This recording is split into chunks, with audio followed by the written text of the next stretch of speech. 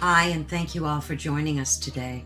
We are broadcasting live on the United Public Radio Network and the UFO Paranormal Radio Network, 105.3 on the Gulf Coast and 107.7 FM in New Orleans.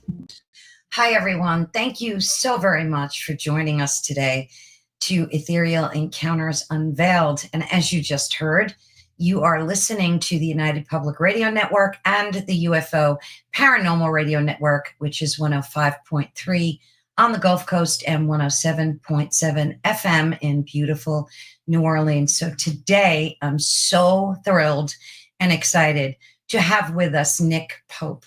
Now, I'm going to let Nick, of course, introduce himself respectfully, but I just want to let you know, for those of you that don't know who Nick Pope is, which I would find hard to believe, he's the most recognized and respected voices in the world of ufology today. And that has earned him the nickname of the real Fox Mulder, which I think is so amazing. He's also a highly sought after expert in this field. Now, Nick Pope worked for the UK Ministry of Defense for 21 years, giving him a front row seat to some of the most compelling UFO cases in modern history.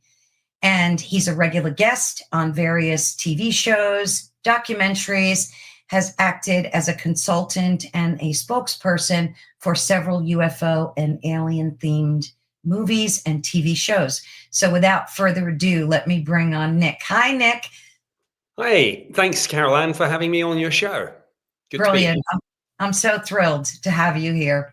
So we have a chat room, and hopefully we're going to get some folks joining us very soon in there.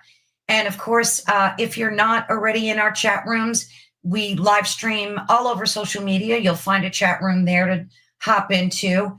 And I also want to get the banner up and running so that you can know where to find Nick. Of course, he has a website, and I'm sure he would love for you guys to visit it. So, Nick, out of the gate, let's get started. Of course, we're going to get to some UFO topics because talking to you and not talking to you about that is ridiculous. But one of the things that I think is so important for us to discuss today, and it's all over the media, all over the news still. And you recently released a documentary called Apocalypse COVID. How long ago was that released, Nick?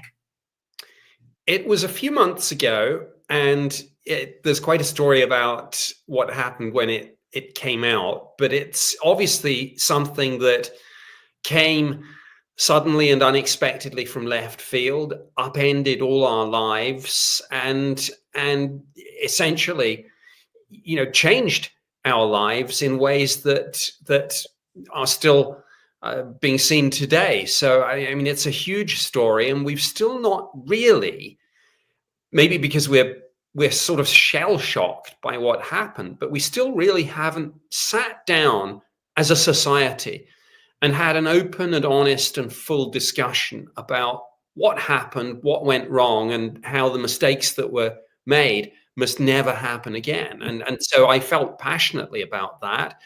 There is a kind of crossover, which we can get into, between the pandemic and disclosure. And it sounds kind of counterintuitive, but it's there. And like I say, we can get to that. But it's a standalone subject. I mean, people have this kind of, I don't know, one-dimensional view that you can only do one thing. So I've had a few people say, "Oh, why is Nick Pope making a documentary about COVID?" Exactly.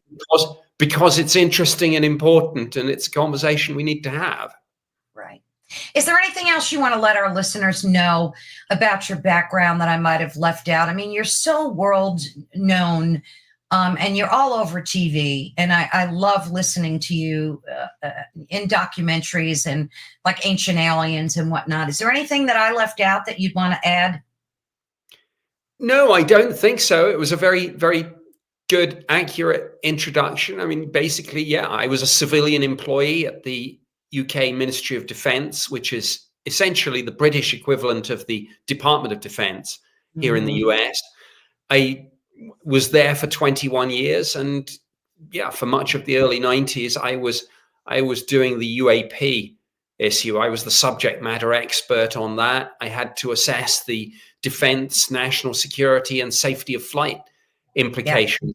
The subject was, I guess, regarded a little bit more fringe then than it is now. I mean, now, of course, particularly in the United States, this subject has moved from fringe to mainstream. So it's an easier conversation to have now that things are going on in Congress, for example. It was more difficult back in the day when I was doing it, and it still hasn't really gone as mainstream in the UK as it has here in the US, where I now Right. live. But yeah, that's essentially my background. Wonderful. Now, I watched your documentary, and it's absolutely riveting and spot on. I like couldn't stop watching it once I started. It was so well done, and everything you said was like 100% spot on. So, let's talk about your wife's influence on what like kind of propelled you into inspiring you too for creating this. What role did she play? Well, Elizabeth is a professor of anthropology, but physical anthropology. So there's a big medical crossover. And in fact, she's published in medical journals. And right from the very beginning of the pandemic, one of the things that she got access to was pre-publication copies of various articles that were going to come out in peer-reviewed science and medical journals. So through Elizabeth, I had an insight into what was happening from the very early days. But she also taught a course called Modernity and Disease, which gets into virology, and Mhm. so yeah, it interested us. She had deep specialism in this topic. Like I say, I mean, she made full professor before she was 40, so super bright. And through that, I became interested, and we began to have almost literally daily discussions about things. And it was very clear from right at the outset that the response to this was going seriously awry, and that the authorities were betting the farm on a handful of strategies which, as time went by, was abundantly clear were not fit for purpose, were not effective, and were dividing people at the very time when we really did need to come together. So all these policies like lockdowns, school closures, business closures, vaccine mandates, mask mandates, divided people, just frankly weren't very effective. I mean, on masks, for example, one of the things that we now know is that cloth masks, which we were all, of course, mandated to wear in various Yeah. surroundings, had only a statistically insignificant healthcare health benefit. So, and things like that are now known, Yeah. through things like the Cochrane meta-analysis, through the British government study that led to the unmasking of kids in schools. But although the data are out there and the materials have been published, there's this kind of, I don't know, reluctance or just ignorance. These facts are not as universally known as they should be. It's like, well, wait a minute, and I think part of the problem is that people have a very binary mindset with this. So, if you say masks don't work, Right. technically that's not true. But if you were to say cloth masks have only a statistically insignificant health benefit, that is true. So that it's all about nuance, and we've not had that nuanced conversation. And I think part of it is that people were shell shocked by Yeah. this, and now we are out of it, and we're looking at it in the rear view mirror, Yeah. so to speak. Nobody likes to say, hey, I was wrong, or I Right. got duped. And particularly, no one likes to say, I got duped for 2 years when they shut down the world. That's so true. I mean, and it destroyed so many people's lives just by like business closures and things like that. I mean, we've had trouble with children learning disabilities, and you go over all of that in a very nuanced way in your documentary. And of course, I will put the link to where it's only on Amazon Prime. Am I right? I Where else think can it, we? yeah, I think it may now be on Amazon more generally, but of course, predictably, we had problems with distribution. Our first distributor, one of the big five, pulled out after a risk assessment meeting, whatever that means. I think we all know what that means. And interestingly, the film got its premiere at Hereticon, which is an event organized by Peter Thiel. So it actually got its first public screening at an event where there's a whole load of venture capitalists, Yeah, tech people, startup people, people who generally take a sort of libertarian worldview yeah, of a lot of issues. And libertarianism, I think, gets to the heart of what my film is about, because yeah, one of the great quotes, I mean, the pandemic, of course, was notorious for all these horrible kind of cloying sound bites that we had. Things yeah, like, your freedoms don't matter in a pandemic. Absolutely asinine, because that's when they matter most, i.e., when people are inclined to make a grab for them. But one of the genuinely good sayings um, to come out of the pandemic was when someone, right in the early days, and I apologize to this person because I've forgotten who it is, so I can't credit them, but I'm sure it's out there somewhere. Somebody said, "Look, choose your own fear. Don't uh, let the government choose your fear for you." yeah. What about trust the science too? That was another. You know, trust the science, follow the science. One of the most meaningless sound bites there is, and of course, totally dishonest, because when you did get scientific articles that ran counter to the official narrative, things like the Danish mask study, Yeah, things like the article in the Lancet that showed that natural immunity was as effective, if not more effective, than two shots of either Pfizer or Moderna. When the science did point the other way, the people who were bleating "follow the science" like mindless sheep were then said, well, not that science, yeah. only the science that I agree with. You And know, of you course, have to, right, and you have to kind of laugh at it now. It's not.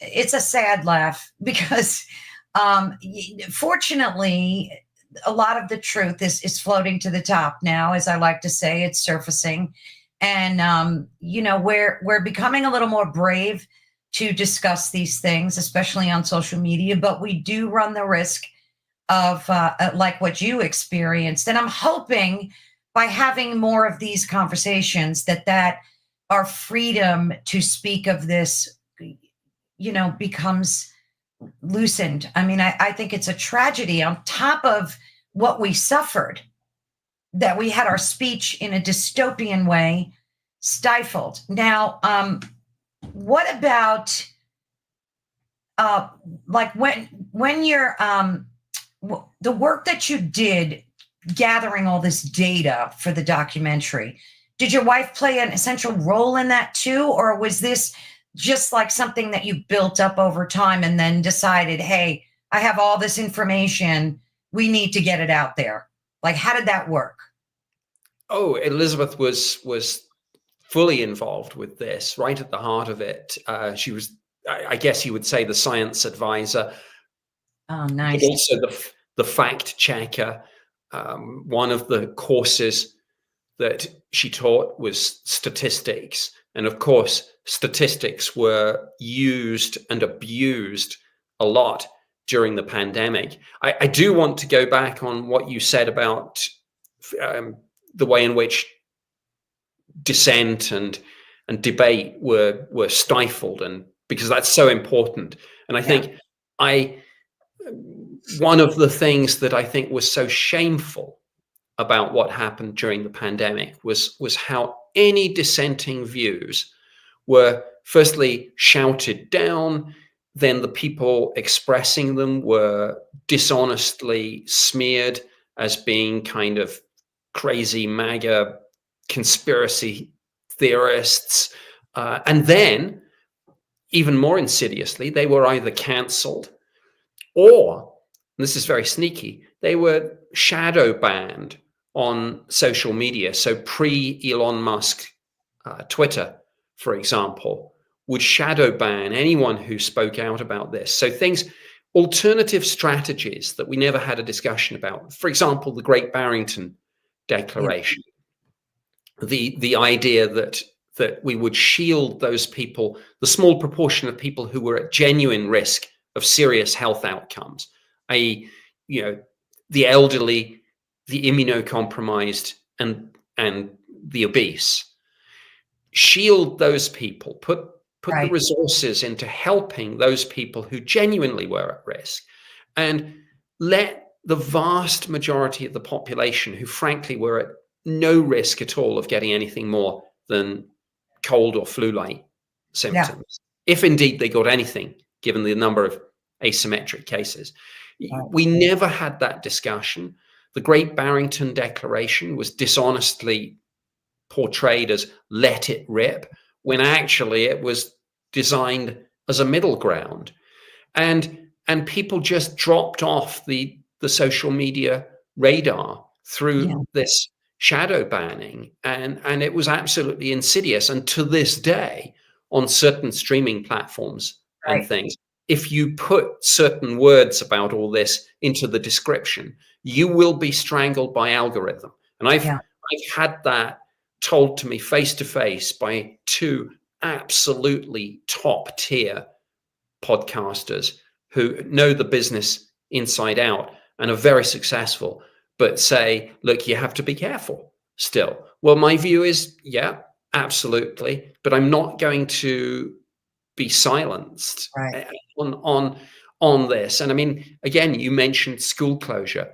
This is one of the ticking time bombs of the pandemic, the long-term implications of which have yet to be seen. We don't know how it's going to go. I've seen some indications that it's a disaster, that it's like an iceberg with so much of the damage at the moment below the surface. But there's a whole cohort of kids who were basically denied that experience. And of course, it's not just learning. People don't seem to understand that it's socialization, emotional development of empathy that comes. Humans are a social species. Nothing. Sorry, I'll just finish this point.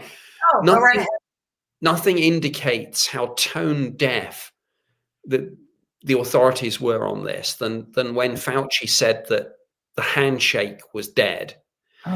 The handshake was not dead, because people are people. And just one final point on school closures. Go right ahead. One of my favorite statistics, and even the New York Times actually published this, was that a child was statistically more likely to die in a car crash on the way to school than to die of COVID caught at school. And yet, these sorts of facts are not as widely known as they should be. And we still, like I say, have not had this full, open and honest conversation about what went wrong and how we must work to ensure that this must never happen again. There's so much to this, Nick. I could probably talk to you for 2 hours alone on this topic. And it like I have a 6-year-old. At the time, my granddaughter was about, she's 7 now. So she was, 3, 4. And just having to watch her mask, it was painful, because you children learn from expressions on the face. And, this was another damaging area for them, that, for their development, right? I mean, were studies done on that? Like the emotional impact? No, and you make a superb point there, and I think I did touch on this in the film where I talked about how children socialize and develop emotionally through, as you say, looking at faces. Now, probably they got to see their parents' face in their house, but if you think about it, that's not how children socialize. Children socialize by interacting with strangers, and so the experience that whole cohort of toddlers, babies and toddlers was taken from them is the experience of being taken down the street in a buggy and looking into the eyes of strangers and having someone um, look look at you and smile and then go to kindergarten or daycare or whatever and see the expressions on the other kids' faces, interact with them. So yes, 100%. It's not just the loss of learning, important though that is, and stunted though educational development undoubtedly has been. It's these things that you mention that are much more difficult to qualify and quantify. And we Yeah. don't know. The short answer is we don't know. No, I we did, don't. Yeah. yeah, I did see some initial data suggesting an IQ drop, but like you say, that's not the whole story.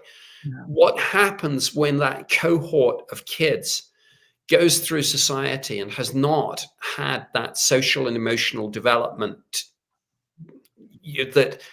that we had beforehand, and that, thank goodness, we're having again afterwards? What's going to happen to those millions of kids when they go through society, when 20, 30, 40 years from now they become our political leaders, our business leaders, our thought leaders, whatever they are? And yet there's this ticking time bomb Yeah. still waiting to go off. And so we don't know. The No, we short don't. answer is we don't know. You know what would be interesting? I was thinking, if someone did a study, an academic study on how the Chinese population measures up, because they wear masks all the time. It's considered good manners for them. They're raised wearing masks all the time. Just historically, they've been that way. So I'd like to see a study done with their, maybe their youth population against like an American's youth population, just to see, emotionally what the differences would be. Because I mean, I was against that whole mask thing from the get go. How about when you walk in a grocery store, if your mask isn't perfectly fit, you got yelled at by several people I mean, it was just horrific, the whole thing, the whole Yes, mask thing.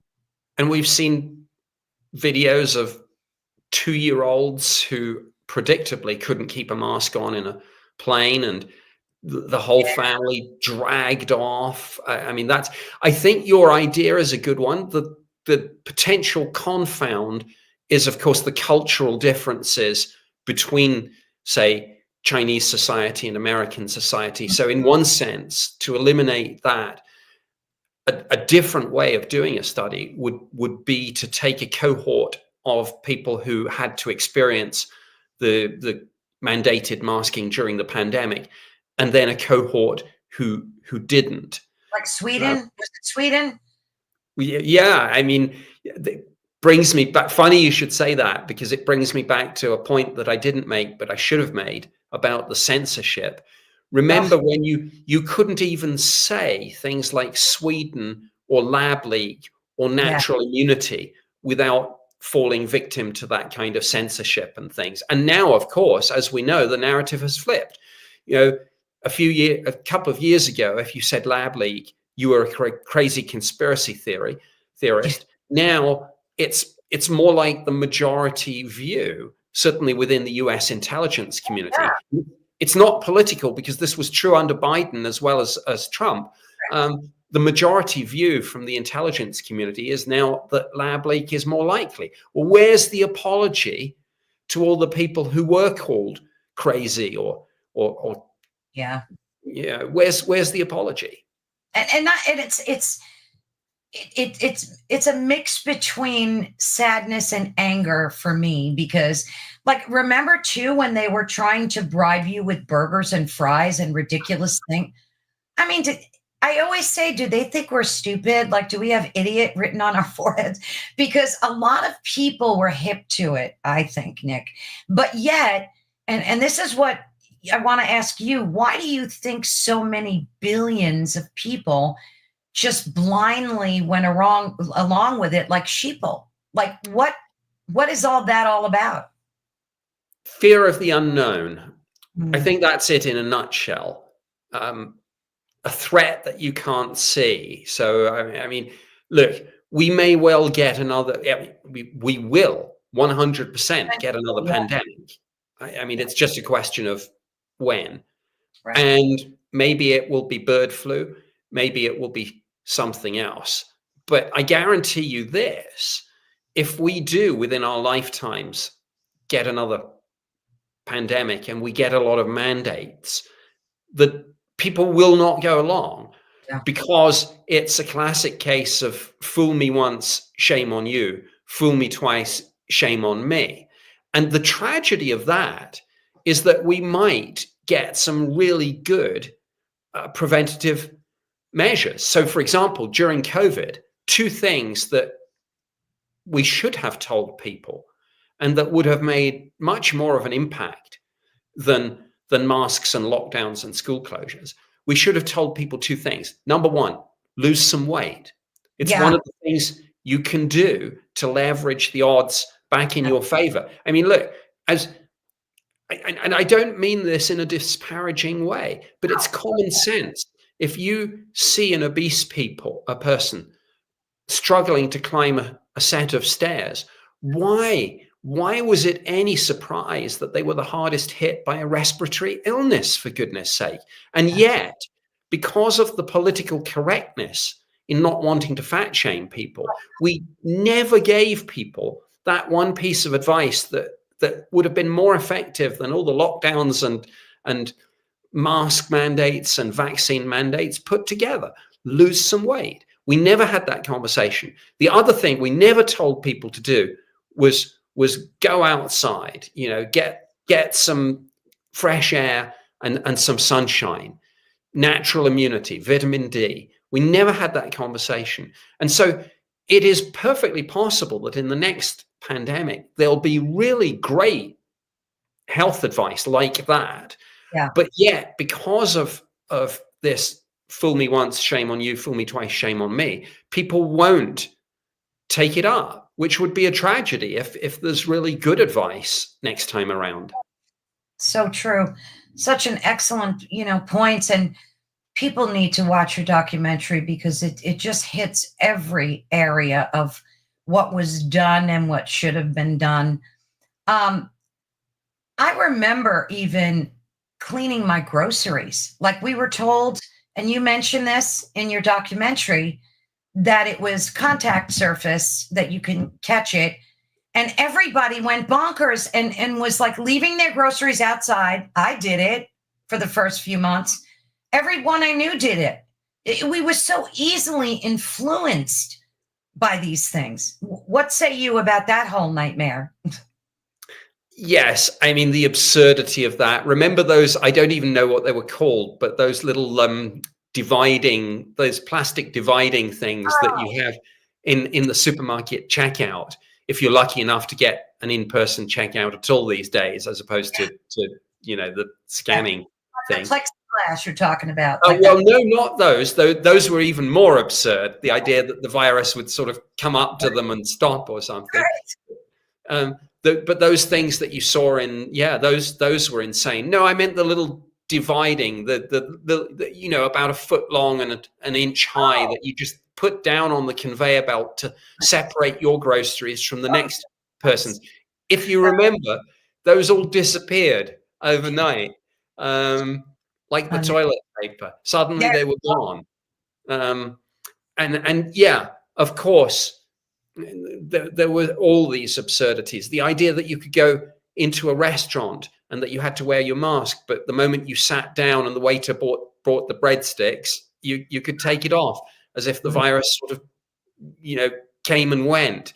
Airplanes, same thing.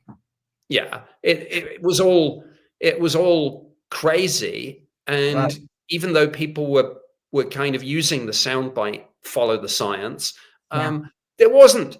That was not science. Now, look, to answer your question, yeah, in the very early days when the nature of the pandemic, the virus, was not known, when we didn't have the metrics Right. on what the attack rate was, what the case fatality ratio was, what the age ratio was. That should have been the biggest clue of all. So for the first few days and weeks, I give everyone a pass, because I Yeah. think, yeah, it's perfectly understandable that, to start with, people panic, they don't make good decisions, they don't have hard data.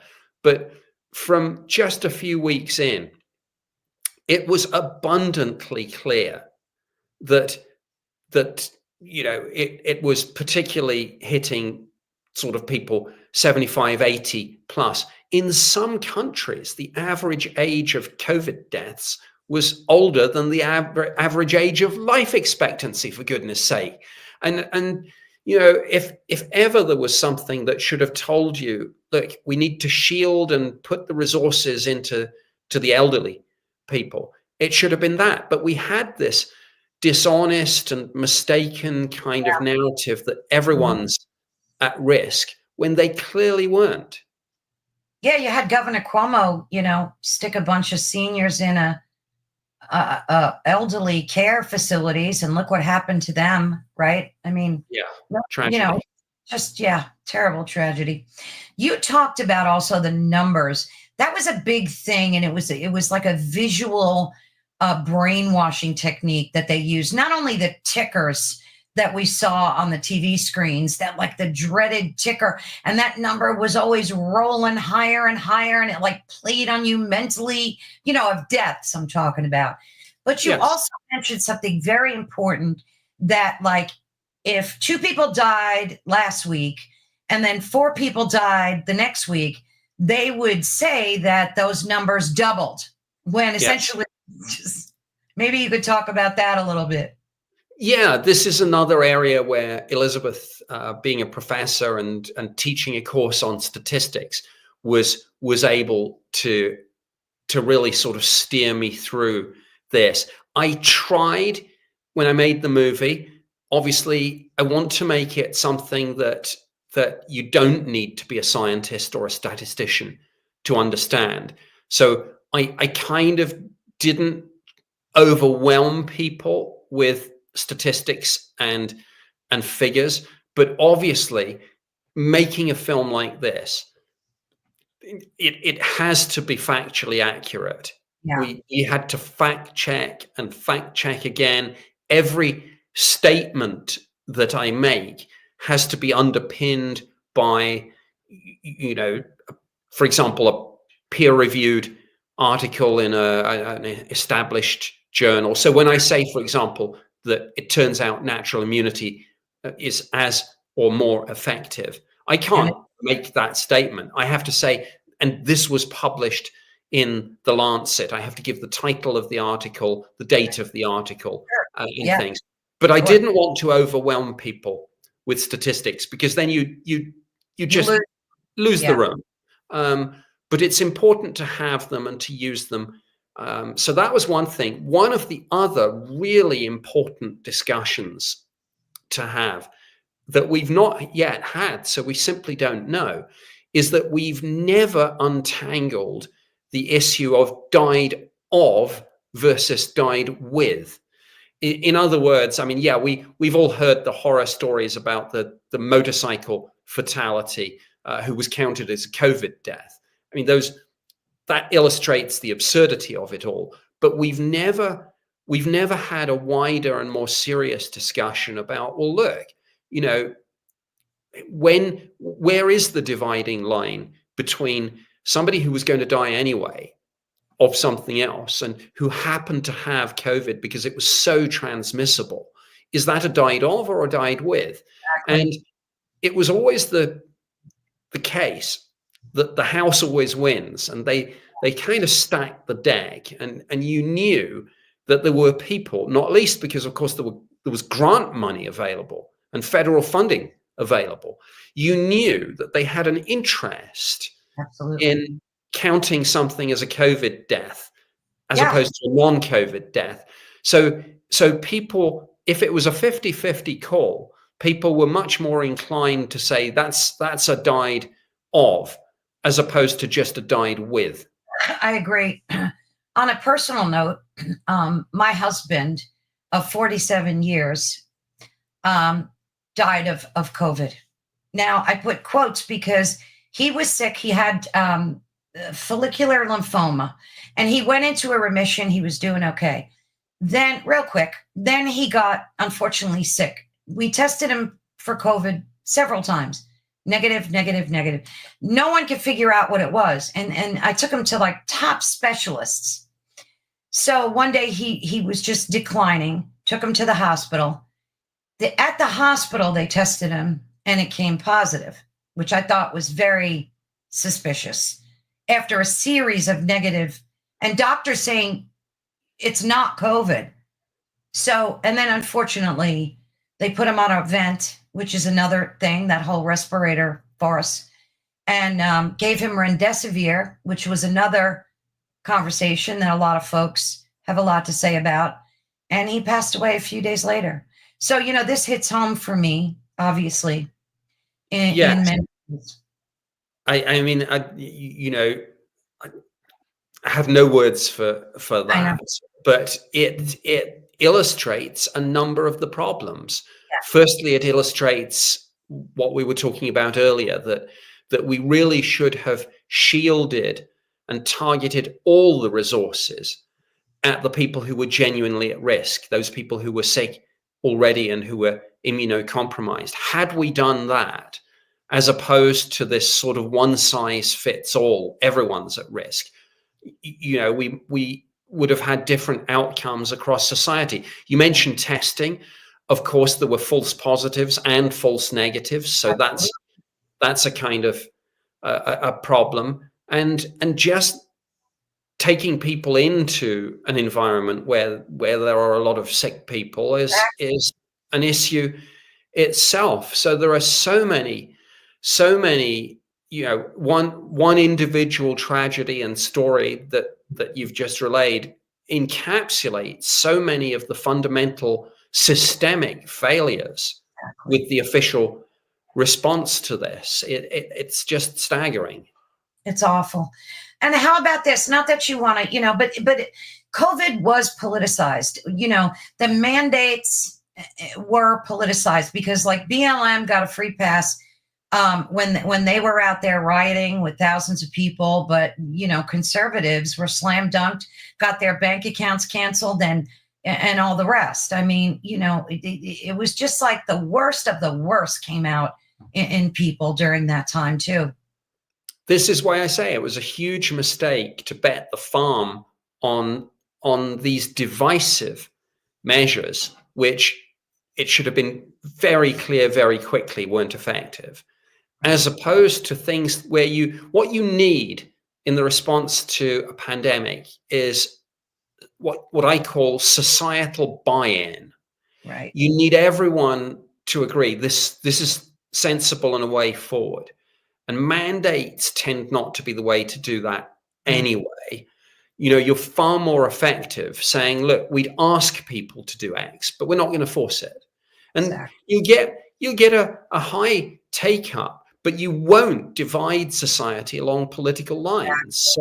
So it was a dumb move anyway to do these mandates, unless you have something that's an absolute slam dunk. But I mean, for example, the moment it was clear that the vaccine didn't stop transmission, they should have said, look, if you are at genuine risk, you should seriously consider taking the vaccine. It should be a matter of personal choice. But if you're young and fit and healthy, absolutely not. Yeah. And you also talk about well, I say absolutely not. If you want to, again, back to this libertarian perspective, if you want to, fine. But if the consequences of catching it without the vaccine are just that you'll get a cold. Why bother? Exactly. You also talk about contact tracing and how testing like fed the fear, and it didn't diffuse it, and it made little or no difference to the spread. I think that was an important factor as well. Yes, and it got farcical, and we look back now, and we laugh, not in a funny ha ha way, but in a sort of Exactly. pudgy comedy way. In the UK, the National Health Service introduced an app, and it attempted to do contact tracing, but it failed to take account of the two things. Fundamentally, it was so transmissible, there was never any stopping it, which is why the Great Barrington Declaration probably would have worked. Yeah. But secondly, it just kind of forgot what is common sense. Everyone is connected to everyone else.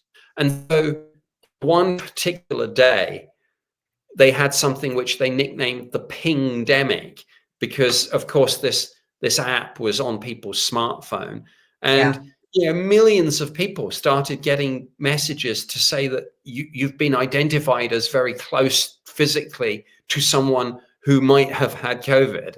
And if you take that view, the whole population would have gotten a ping.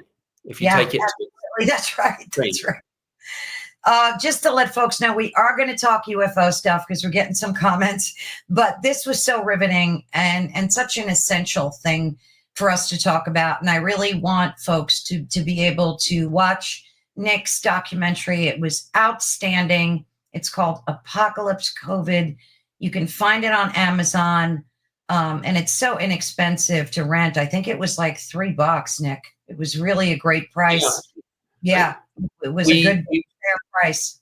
We wanted to make it cheap for precisely that reason, so that you could rent it for less than you would pay for a cup of coffee somewhere. Absolutely. It was excellent. And I'll put the link in the description, and I really highly recommend. I don't know, maybe when you're done with your busy season that you have going on, you can come back and we can have, because I have tons more questions about just your documentary alone that I would love to cover. So maybe when things slow down for you, you can come back and we can have a second discussion about that. I would love that. But if you don't mind, let's get into some ufology.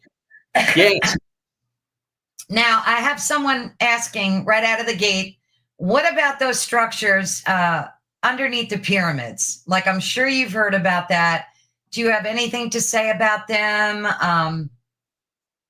Yes, it's too early to say, but fortuitously, I was on tour with Ancient Aliens Live when this story first blew up. So I was literally on the road with Giorgio Tsoukalos, William Henry, and Jason Martell. And William, in fact, had come back from, he leads tours in Egypt, and he's been to the pyramids. He's been inside the Great Pyramid about 50 times or something.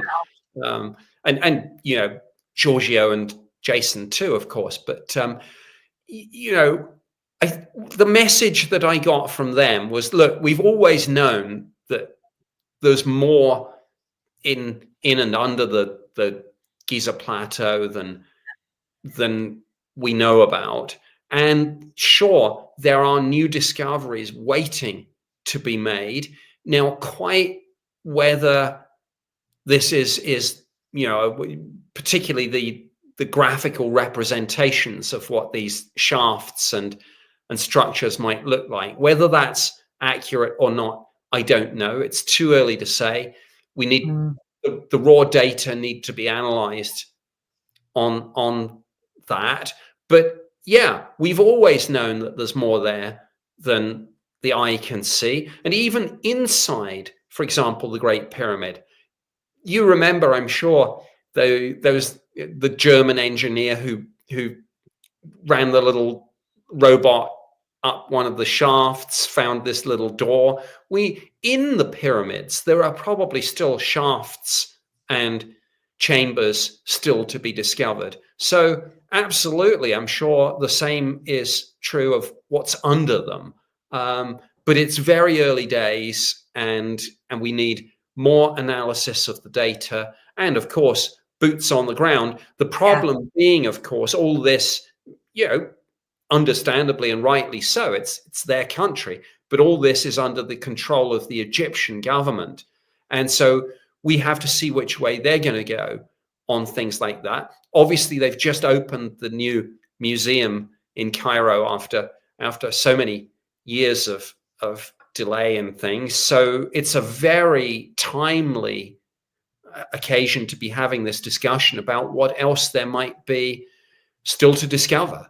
And I hope that we're going to have that discussion moving forward. Obviously, it's a discussion that has to include, because they're going to decide what gets excavated and what doesn't. Obviously, it's a discussion that the Egyptian government has to be at the heart of, and they're the ultimate decision makers here. Oh, yeah. A lot of people are against any excavations as well. They feel it's sacred ground and it shouldn't be messed with. And I kind of agree with that. But then again, how would you know what's under there? I mean, maybe it's meant to be discovered. Who knows? Yeah. And then, of course, you've got, and I know this isn't quite the same, but you've got the discoveries being made at Göbekli Tepe and some of the other tepes in Turkey. I mean, when I was a kid at school, I was told that civilization was about sort of 5,000 to 7,000 years old, and the Sumerians and the Babylonians, that's about as far back as it went. Now we've pushed the time scale at least another 5,000 years back, and we're still just scratching the surface, but we're getting so many better technologies, whether it's satellite technology, whether it's LiDAR technology, whatever it is. So I think there are very exciting times ahead, and whether it's in Egypt or Turkey or elsewhere, I think we're going to push the timeline of human history further back, and we're going to discover some things that are going to upend what we think we know about humanity and our story. Absolutely. And of course, you've been probably asked this 1,000 times, but the topic of drones has resurfaced again, with drone sightings coming up out of the ocean now. And I live right on the border between New Jersey and Pennsylvania. Like, I could walk to where all those drone sightings were. I've seen a few in my area. What's your take? Because the government came out and said, oh, they're government drones, so you don't need to worry. They kind of put that to bed. What's your take on that whole drone topic, and especially sightings coming out of the ocean now? Well, right at the outset, I'll say one thing about these sightings. Just as is the case with the whole UAP or UFO, whatever term you want to use, just as it's true for the wider mystery, there is not a single neat answer to this. There's no one thing that nobody is going to pull open the curtain and say, this is it. This is the explanation for these drone sightings. Lots of different things are going on. So some of these things, I'm sure the federal government was correct. Some of these things were federally authorized drone flights, whether those drones are law enforcement, whether they're commercial, whatever they are. But some are not. And so, I'm not interested in the ones that we've identified any more than I'm interested in a UFO sighting that's resolved when somebody says, oh yeah, it was a satellite or a meteor shower. I'm no longer, at the point you identify it, I'm no longer interested in it. I am interested in the ones that are both unidentified and demonstrate anomalous capabilities. Lots of things in the sky can be unidentified, but to be really interesting, they also need to be anomalous. In other words, they need to demonstrate speeds, maneuvers, accelerations, or other characteristics that are genuinely outside the parameters of anything that we know about. So if you see a light in the sky and it just drifts along at the speed of the wind, it may be unidentified, but it's not anomalous. But Right. if it suddenly does a right angle turn and goes from 20 miles an hour to high max speeds with no sonic boom, or comes in and out of the ocean, like you said, the transmedium travel, that gets my attention. So these drone sightings, they haven't stopped. Mainstream media coverage of this was really intense. It dominated the news cycle. Then we hit sort of the end of the year, New Year celebrations, and everyone kind of moved on. Then we had the inauguration, and There's a lot going on. a lot going on, but the sightings have not stopped. And some of them, I'm sure, are all sorts of drones, including hobbyist drones. But some of these things, and I've heard the stories about witnesses, some of whom are in law enforcement themselves, seeing some of these things and describing them as the size of a pickup truck. Yes. Again, that gets my attention. So these sightings are still going on. So the mystery, the media coverage may have died down and largely stopped, but the sightings haven't. Yeah. Yeah. And Richard M. Dolan, recently, or is releasing a book on this transmedium UFO anomaly, where I think the whole focus of his book was these UAPs, UFOs, living and surviving in the oceans. And that whole thing is amazing in and of itself. He also released this report. I don't know if you had a chance to see it. It's a CIA Department of Defense paper that they released about anti-gravity research, and that there was a launching of a crash program into anti-gravity power. And the CIA actually released this document saying that we were reverse engineering craft and do have this anti-gravity, capabilities. Have you heard anything about that? About a CIA document being released admitting to this? Well, my reading of that was that it was not a formal admission, but it was reporting what other people were saying, which the CIA do from time to time. Now, there's no denying that plenty of people have done and are doing research into anti-gravity.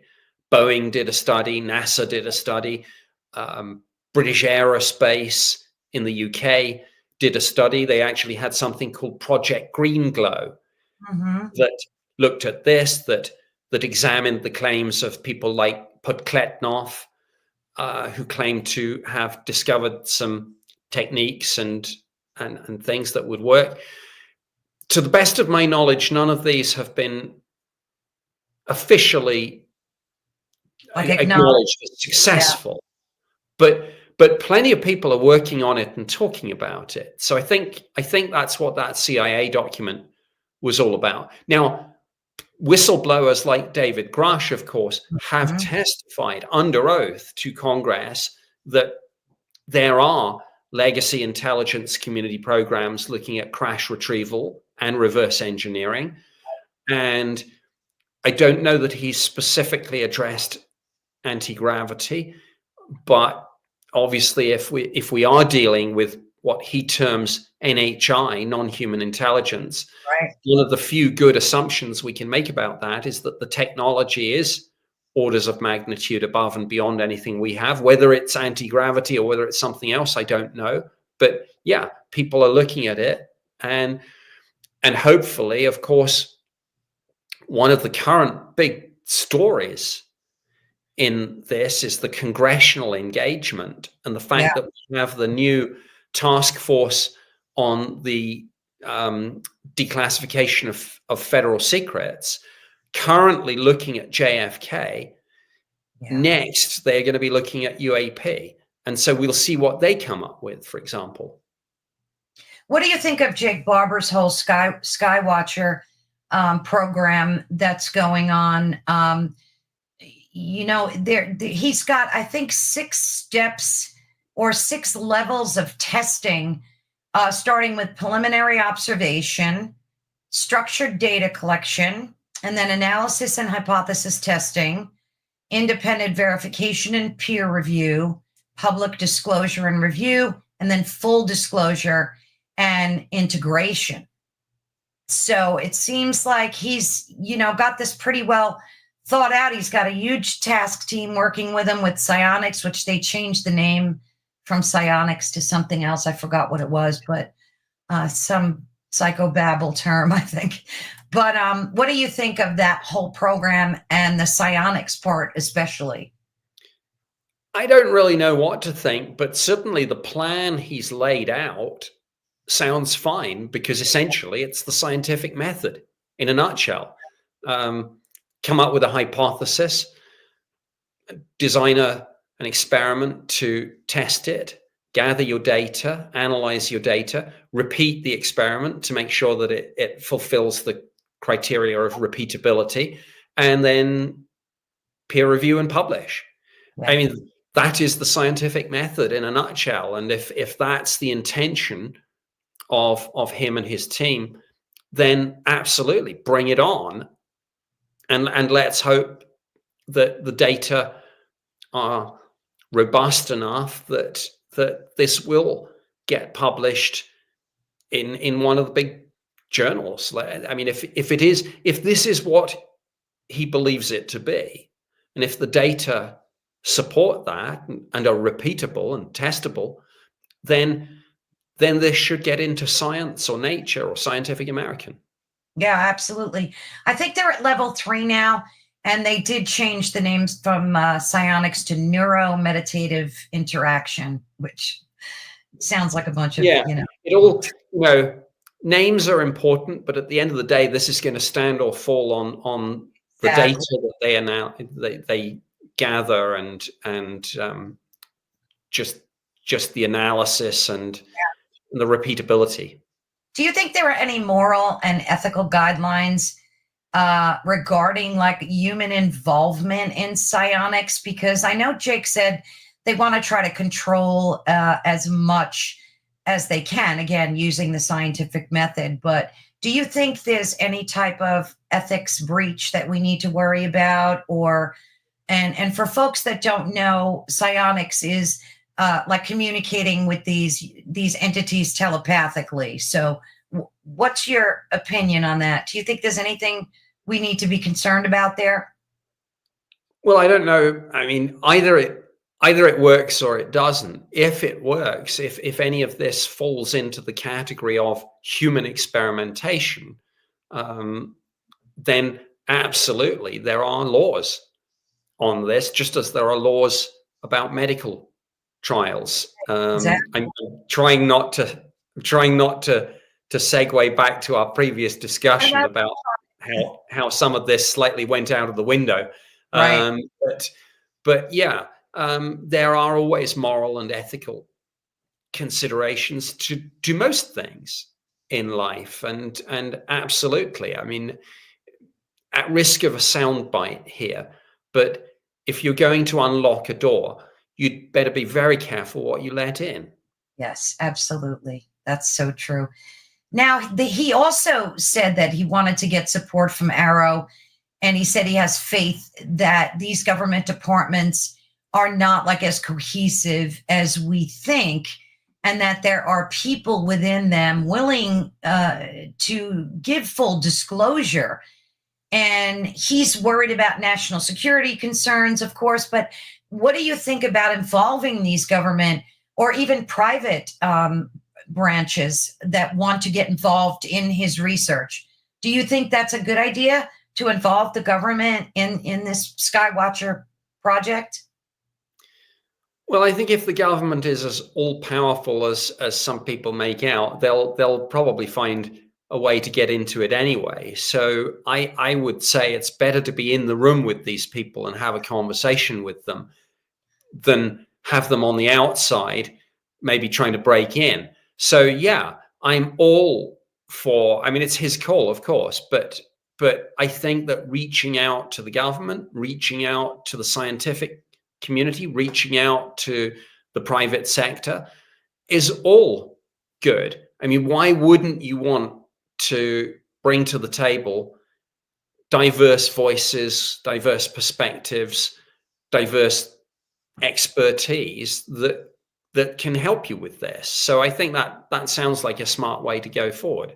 It does, but I think it's such a distrust in anything once the government is involved that I'm wondering if that might pollute the waters a little bit by involving the government in.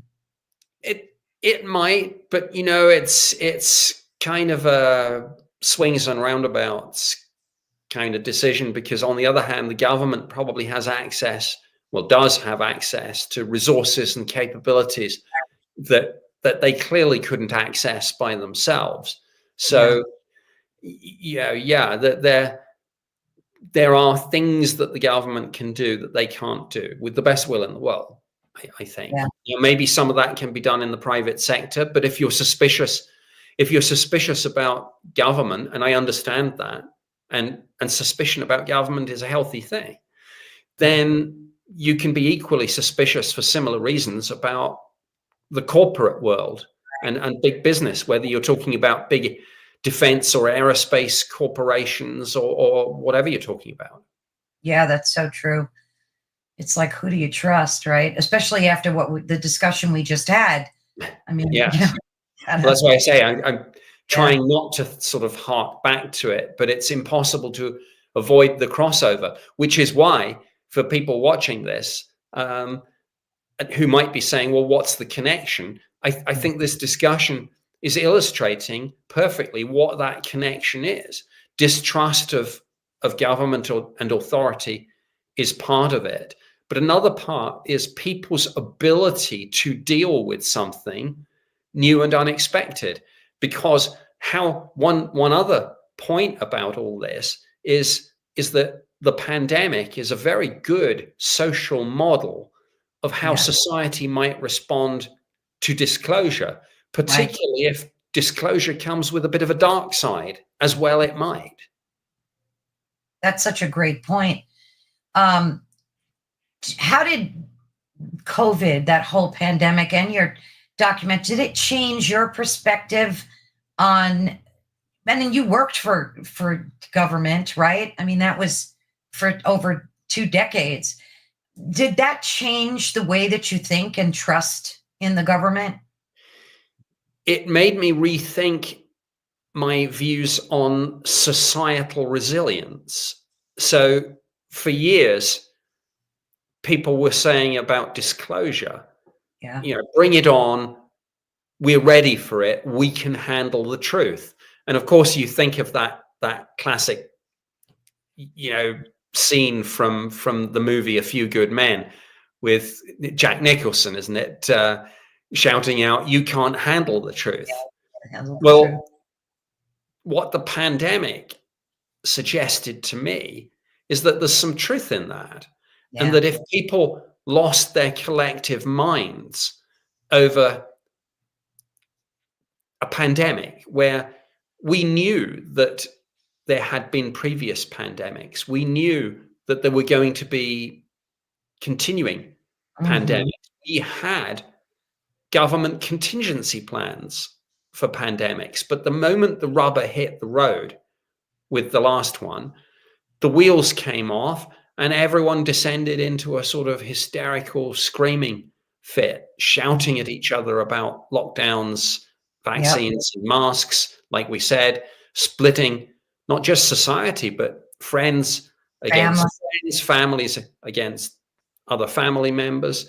And if that happened, here's my point. If we did that for a pandemic, which was a completely predictable event, what's going to happen with an unpredictable event like disclosure when there are so many variables? We don't know what we might be dealing with. We don't know what the true nature of the phenomenon really is. Even if it's extraterrestrial, let's suppose it is, we don't have the slightest idea what the agenda is. We have a whole bunch of different theories. They may all be completely wrong.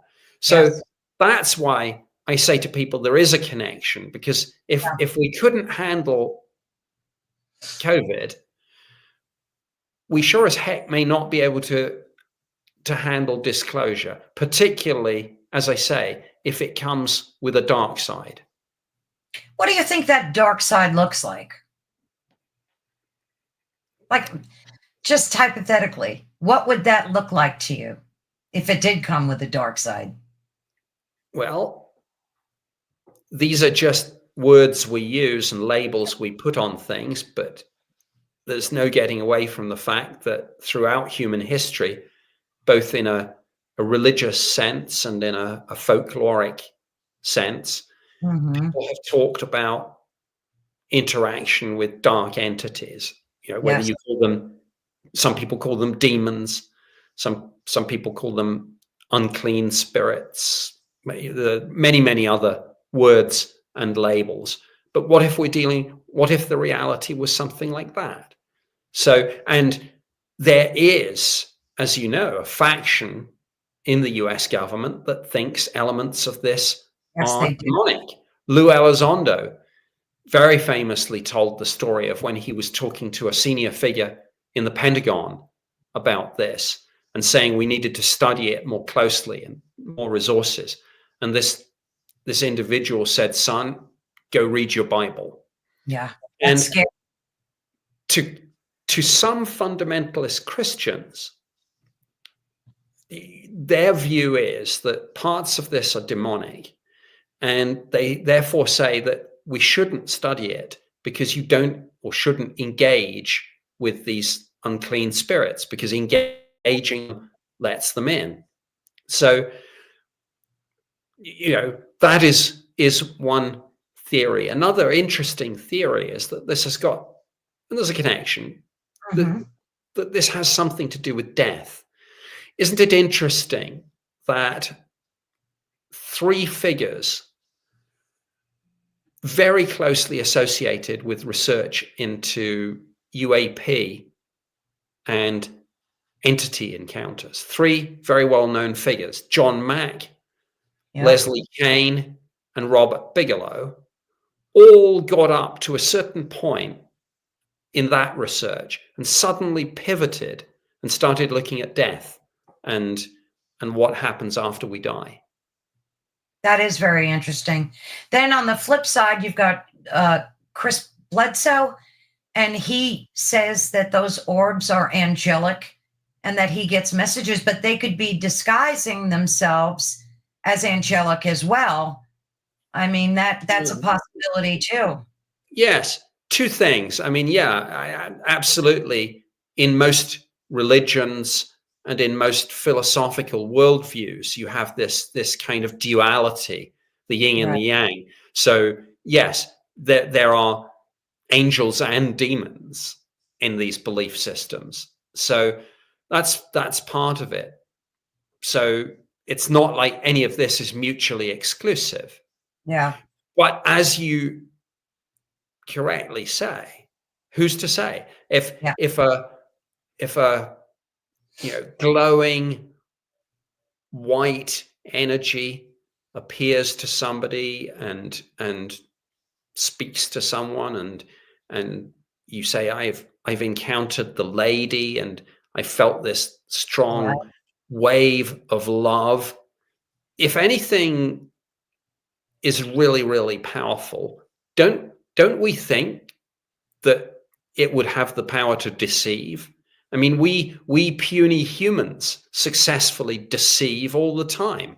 When you tell a lie to someone and somebody believes it, well, if we can and do successfully deceive, all the time, isn't it more than likely that any more powerful entity would equally be capable of such deception, and arguably would be even better at it? And I think the answer to that has to be a resounding yes. Yeah. Do you think that kind of prevents you from wanting to dig? I mean, you're working with and on Ancient Aliens. How has that show And because I adore that show and everybody that's on it. Do you think that impacted your belief system in any way regarding these biologics, these ETs? Well, it's So, interesting. Yeah, Ancient Aliens, yeah, obviously, yeah, the center of gravity of the show is still the ancient mysteries. So it's still at the heart of it is the pyramids, the right. Nazca lines, Stonehenge, Pumapunku, Tiwanaku, Sacsayhuaman. All those wonderful sites from all around the world. And I will tell you, I am not an expert in that, and I am not an expert in ancient astronaut theory. But in recent years, as you know, and as other people watching will know, Ancient Aliens, whilst staying close to its roots, has said, well, we can't ignore everything that's going on in the more modern UAP field, and that's why my role in the show Mm, has kind of ramped up in recent years. I mean, particularly, of course, and Giorgio was saying this just the other day, something like, well, we called them the Watchers, and the whole right. point is if they're watching, they didn't go away. And so Ancient Aliens now bridges the ancient mysteries and monuments with the modern UAP story, and that's where I come in. But I, with hand on heart, I mean, obviously, when I'm alongside people like Giorgio Tsoukalos, David Childress, William Henry, Jason Martell, Hugh Newman, and Andrew Collins, all the people, Linda Moulton Howe, Caroline Corrie. Yeah. These people are far more expert than I at the ancient mysteries side of it, and the kind of consciousness aspects. Those are not my areas of expertise, but that's why I love being on tour with Ancient Aliens Live, because I've probably got to spend more time with Giorgio and co Yeah. in the last 3 years on this tour together than in the last 20 years. Just because usually when you're shooting a TV show, you know how it is. You go in and do an interview, and as you go into the studio, they're coming out just Yeah. having Right. done. So it's a quick hello goodbye. But Right. when you're on tour with someone, we're all thrown together for days on end. If we're doing a run of shows, we travel in the vehicles together between shows. Then we're all there in the same hotel, and then yeah. So I'm learning from these guys all the time. Yeah. I think it's so interesting how all of a sudden there's this resurfacing of wanting to look at UAPs as demonic or angelic. Like I've been seeing that more and more. Like people are really starting to dig in, question that. But I wonder, like, what would the end game be if they were demonic? Because we've been having sightings for decades, right? Like, doesn't it go back to like the 1920s when people started witnessing UFO? I mean, where they documented it in like newspapers and stuff. Yeah, So like, I think you'd say that the modern UFO phenomenon went back to 1947 with Kenneth Arnold's flying saucer sighting, and right. with then Roswell a few weeks later. But summer of 1947 was really the original summer of the saucers. And even though there have been waves of sightings since then, that's where I think you'd start the clock with the modern mystery. Though as you say, of course, people have seen strange things in the sky, and people have claimed to have interacted with strange entities since time immemorial. Oh yeah, yeah. And then everybody's bringing up Antarctica, of course. And I'd like to just get your opinion on that as well. If you have a few more minutes, I greatly appreciate it. Um, everybody is, there's so many theories about Antarctica, especially because, it's government protected. There's a lot of areas that we're not allowed to explore. What's your whole take on this alien underground city that's supposed to be there, a population of aliens? I mean, have you heard anything about that recently that would substantiate any of that, or is that just hogwash? I don't know.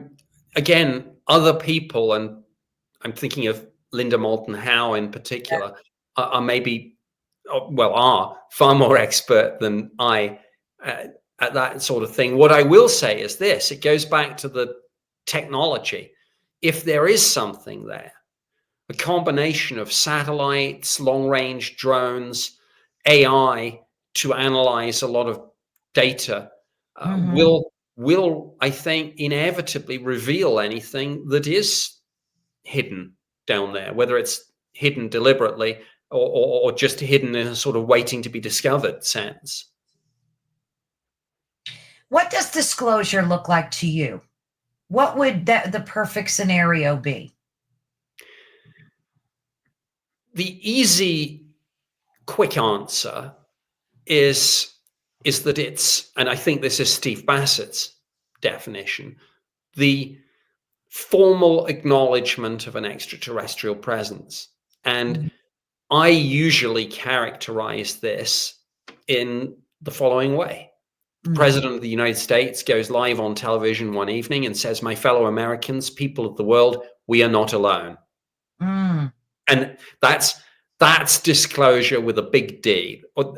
Obviously, the speech goes on because it has to. You can't just drop that and leave. But that's how it begins. So the simplistic answer, and I don't mean that in a bad way. I mean the simple, easy answer is that's what it looks like. My fellow Americans, people of the world, we're not alone. ... The more complex answer is that disclosure looks like pretty much what we're seeing now. Whistleblowers, videos, photos, documents, Right. hearings in Congress. And eventually there's going to be a sort of putting together all the pieces, and maybe that's going to just push us across the line. So, but again, it goes back to the difference between controlled disclosure and catastrophic disclosure. Mhm. Controlled disclosure is there's a timeline, we're being acclimatized, and at some point, maybe 2027, bang, there we have it. Catastrophic disclosure is that it all comes out at once, maybe from an adversary who does it deliberately to kind of cause global instability Yeah. and to jostle for power in a sort of geopolitical sense, if China or Russia do it, for example. Wow, that's a viable possibility too, I would think, right? Well, we I know mean, they have programs, China and yeah, Russia, I mean, but we don't really have visibility of what they're doing and what they know. Now, you can only do disclosure if you actually have something to disclose. right. You can't disclose if you've got a whole bunch of data but no firm conclusion or smoking gun. Mhm. So you, for disclosure to happen in the sense that the UFO community mean it, you really do need the spaceship in a hangar somewhere. Yeah, Now, of absolutely, absolutely. course, We've David had Grush says that's exactly what we've got, right. but you do need it. You can't have disclosure without it. Well, where is this egg-shaped thing that they have a video of, and where are these biologics that these whistleblowers are saying? I mean, they say these things, and the Congress people are like blown away that are interviewing them. And they want to go on a skift and have a deeper conversation about it, and they get denied. Like it just ends there. Like, where are these? Where's the proof? Yeah, I don't know where it is. Area 51, maybe. Diego Unlike, Garcia, Antarctica, Plum yeah. Island. There are four possibilities right off the bat. I'll tell you what I think is most likely: somewhere we've never heard of. Because you hear about these dumbs too, these deep underground military bases, and they're supposed to be hiding a bunch of stuff down there. I don't know. It can make you crazy, trying to sort it out. But I think if these whistleblowers are risking their lives in many cases, their careers, and coming out, going and having these congressional hearings, they should be taken more seriously. It just seems like they're not. Yes, these are people with very little to gain, so it seems, but arguably, flipping it round, an awful lot to lose. I mean, their reputation for starts. Absolutely. And let's not forget, this is not, when we talk about David Grush, for example, this is not somebody in an internet chat room. This is somebody speaking under oath to Congress in a situation where deliberately misleading Congress is a federal offense. It just amazes me that it's not being taken more seriously than it is, and especially by Congress too. If they're admitting under testimony that they have biologics, like where, and then he says, well, I can't say. But then, like I said, they want to tell, and then they get denied the opportunity to do that. It just makes no sense to me, Nick. Well, of course, this goes back to the story of David Grush losing his security clearance. The House Oversight Committee wanted the Pentagon to give it back to him. And now, of course, with the new administration, the House Oversight Committee is saying to the Pentagon, hey, look, we're all on the same side here. Give this guy his clearance back. Help us to do our job. And of course, just literally in the last couple of weeks, Eric Burleson, who sits on the House Oversight Committee, has taken David Grush on as a special advisor. Oh, nice. That's nice. So, yeah. So Congress is moving forward with it.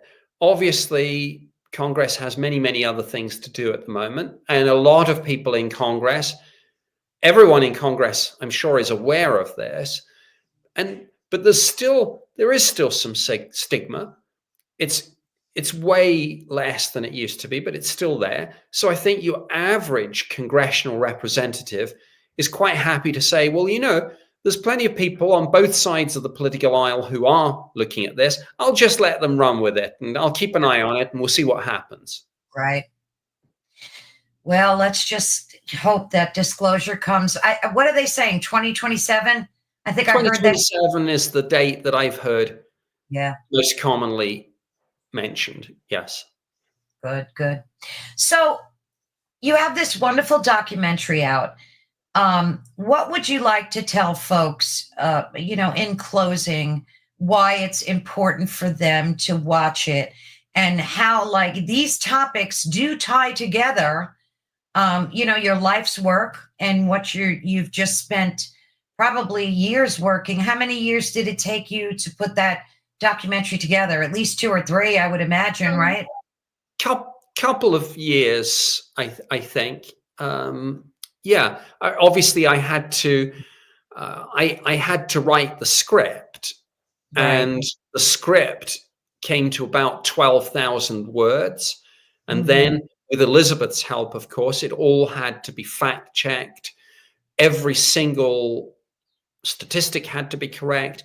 Every single point that we made about lockdowns, vaccines, masks, school closures had to be tied. I had to be able to tie it to a scientific paper or whatever it was. I had to do all of that. So a couple of years, and I just felt that it was an interesting and important story, and a conversation that we still have not had. And look, I don't care whether people agree with me or not, but I want us to have the conversation.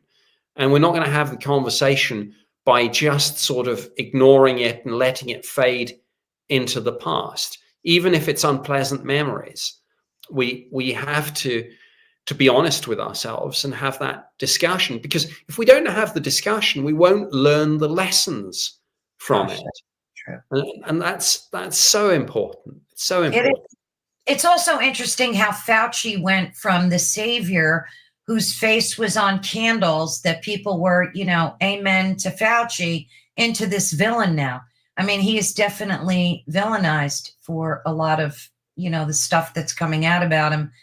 Turn of the screw. I mean, I don't want to get too into the personalities of this, because I think it hides the fact that this was a systemic problem. Yeah. What I will say is this: actually, a poster based on the film was accepted for display at the recent Censorship in the Sciences conference held in Los Angeles. So again, this just underpins the point that when I wrote this movie, and then of course I had to go into the studio and film it. Yeah. So I scripted it, I narrate it, and when you hear it's obviously me narrating, and sometimes I'm actually on camera, and sometimes we flip to footage and images and things like that. But I was obviously this was my passion project, and Elizabeth was my science kind of advisor and fact checker and authority on this. But like I say, you in a documentary like this that's put out to the general public, you cannot have a single incorrect fact. You cannot have a single unsupported statement. You can express an opinion, but you must be very clear when you segue from what you know to what you think, and rightly so. And it's just a shame that we didn't do that during the pandemic with the things that we were presented. But I wanted to hold the moral high ground and and approach this in a way that the authorities, generally speaking, didn't do during the pandemic itself. So Apocalypse COVID is the trailer is out there on YouTube. The film is on Amazon. I hope that it's going to increasingly become available on other streaming platforms. And I hope, of course, at some stage, as with some of my previous films, that it will be shown on television. Yeah, that would be great. We're still working on that. A lot of kind of censorship and kind of, censorship of viewpoint to overcome on this still. But if I thought this was something that was going to be easy, well, I didn't. Exactly. But I would have given up by now, and I have no intention of giving up, because it's too interesting and it's too important. And as people have been watching, I'll call it both halves of our conversation today, will see there absolutely is a read across between these two subjects, because the whole point with disclosure, this debate, are we ready for it or not? How will we respond to it? COVID has some important lessons to teach us about that. Oh gosh, that's so true, Nick. It's really a good frame to look at it through, because if we reacted the same way, we're in big trouble. We're, if disclosure does come when it comes, and the public reacts the way we did during the pandemic, we can be in for a lot of trouble. That's why it's so important for me to have this conversation with you today, because I think it's powerful and so important for folks to be able to watch your documentary, because I don't think you were biased in it in any way, shape, or form. You laid out the facts of what happened and what could have happened if we looked at things a little differently. So I was thrilled to watch it and highly recommend it. And I hope folks do that. Thank you. And I should just say that at the upcoming Contact in the Desert conference from May 29th to June 2nd, my main presentation is going to be lessons from the pandemic Oh, that no. kind of read across to UAP and disclosure. So that will be in my presentation. There'll be a Q&A, but of course it's an open conference where the speakers and the attendees will be mingling socially for 3 or 4 days. So, I hope to discuss this with all sorts of people, whether they agree with me, disagree with me, or whether they're undecided. But yeah, you're absolutely right in how I did the film. I had to be straight down the line with it. Yeah. And that shows. Now, do you list these conferences on your website so folks can find out where they're at? And I don't keep my website as up to date as I should. So actually, there is a lot of information, and it's nickpope.net. But when it comes to upcoming events, I would say that X, formerly Twitter, of course, is probably the best place to watch out for my upcoming appearances. And my handle on X is at Nick Pope MOD. MOD, of course, standing for Ministry of Defense. So at Nick Pope MOD. My next conference appearance is going to be up at the Keynote Beach Casino and Resort. That's just in about a week from now.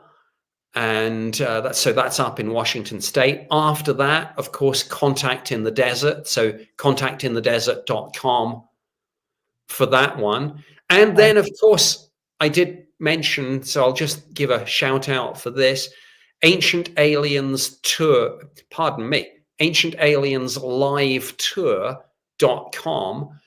We've just done, I think, about 13 shows in the last few weeks.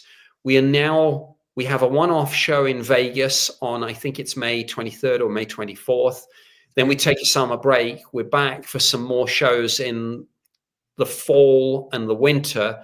There are about, I don't know, 10 shows currently listed, but we're adding more all the time. So ancientalienslive.tour.com. Come see us and meet Giorgio and co. Sounds like a lot of fun. I'll be sure to put these links as soon as we're done. I'll put them in the description on Rumble and on YouTube so folks can find them easily as well. Great. Thank you so much, Nick. This was so much fun and so informative. And again, I hope that when you're done with all your touring and you have some free time, we can do a part 2. I would love to talk more about your documentary.